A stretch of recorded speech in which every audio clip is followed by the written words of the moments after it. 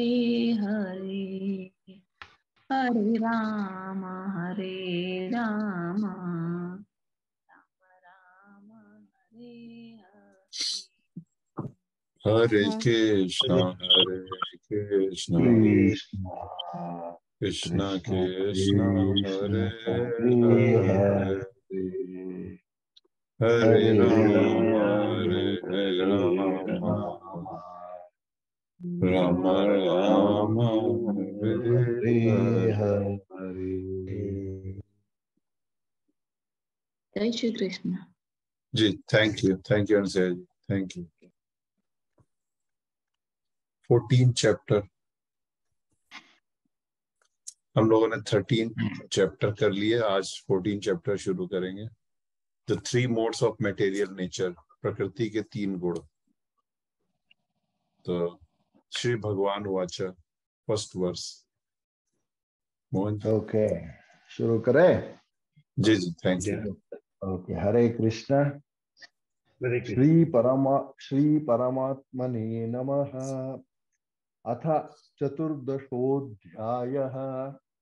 श्री भगवानुवाच परं भूयः प्रवक्ष्यामि ज्ञानानां ज्ञानमुत्तमम् यज्ञात्वा मुनयः सर्वे परां सिद्धिमितो गताः।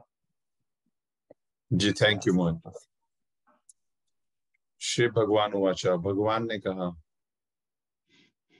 अब मैं तुमसे समस्त ज्ञानों में सर्वश्रेष्ठ इस परम ज्ञान को पुनः कहूंगा, जिसे जान लेने पर समस्त मुनियों ने परम सिद्धि प्राप्त की। जैसे जैसे हम लोग जैसे जैसे प्रोग्रेस कर रहे हैं, कई बार ये वर्ड आया है कि ये ज्ञान जो है, मैं हालांकि इस बार उन्होंने ये नहीं बोला है कि ये पहले वाले ज्ञान से भी श्रेष्ठ है, मगर फिर से उन्होंने ये जरूर बोला है कि परम ज्ञान को पुनः कहूंगा, या ये जो श्रेष्ठ ज्ञान है, ये जो बेस्ट ज्ञान है, जो सिर्फ यही ज्ञान हमको जानना है लाइफ में। एक्चुअली इसको मैं फिर से आपको बताने जा रहा हूँ, और इसी ज्ञान को जानने के बाद समस्त मुनियों ने परम सिद्धि प्राप्त की। और परम सिद्धि जो है वो फिर से वही है जो कि बार बार गीता में आ रही है कि जो है हमारी लाइफ का गोल क्या है।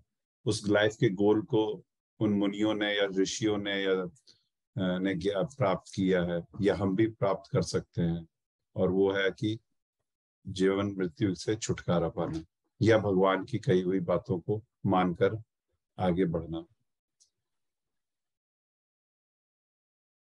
ठीक है जी, अगला प्लीज। इदं ज्ञानमपाश्रित्य मम साधर्म्यमागताः सर्गेऽपि नोपजायन्ते प्रलयेन व्यथन्ति च। जी, थैंक यू।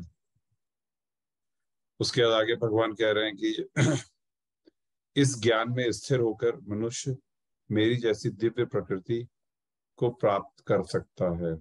इस प्रकार स्थित हो जाने पर वह न तो सृष्टि के समय उत्पन्न होता है और न प्रलय के समय विचलित होता है। जैसा कि पिछले वर्ष में उन्होंने डायरेक्ट नहीं बोला था, इस वर्ष में उन्होंने डायरेक्ट बोल दिया।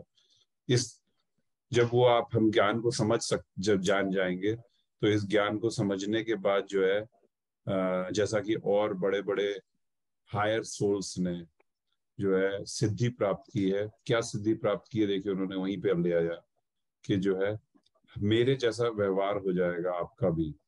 उनका जैसा व्यवहार है, संभाव है,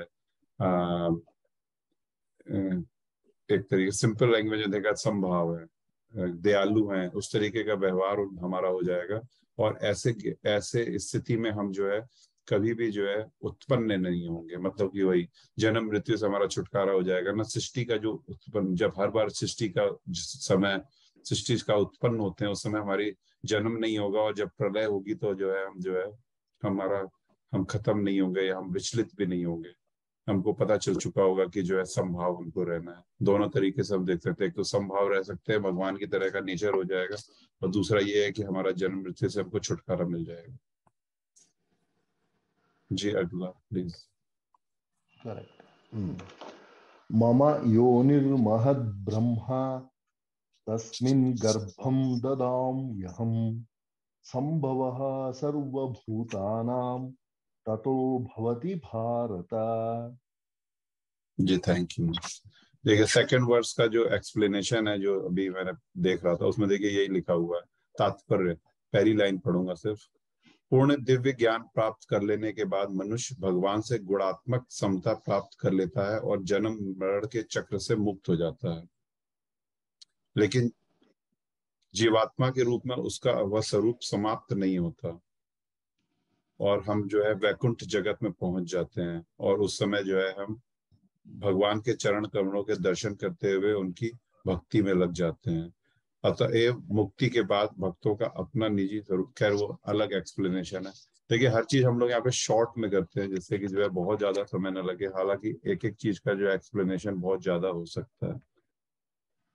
ठीक है, थर्ड वर्स। हे भरत पुत्र, ब्रह्म नामक समग्र भौतिक वस्तु जन्म का स्रोत है और मैं इसी ब्रह्म को गर्भस्थ करता हूँ जिससे समस्त जीवों का जन्म संभव होता है। अब वो फिर से जो है ज्ञान दे रहे हैं या पहली बार ज्ञान दे रहे हैं, मुझे एकदम से ध्यान नहीं आ रहा है इस समय, कि जो है किस तरीके से जो है भगवान हमारी जो है हमारे हमको जन्म देते हैं। तो जो ये तीनों प्रकृति के गुण हैं उन गुणों को जो है यहाँ पे ब्रह्म कहा जा रहा है और नामक इन तीनों गुणों के कारण ही भौतिक वस्तु का जन्म होता है, मतलब हमारा जन्म होता है या जितने भी जीव हैं उनका जन्म होता है, चाहे वो चर हो चाहे वो अचर हो, उनका जन्म होता है। और इसी तीनों मोड को या इस ब्रह्म को जो है भगवान गर्भस्थ करते हैं, भगवान ही उसको जो है उनमें जान डालते हैं या उनको जो है उसकी उत्पत्ति करते हैं और उसके बाद समस्त जीवों का जन्म होता है। ठीक है।